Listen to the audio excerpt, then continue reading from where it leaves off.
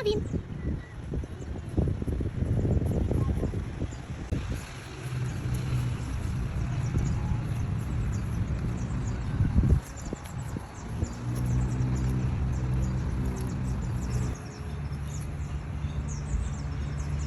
Hi guys, naririnig ko ba yung mga huni ng ibon?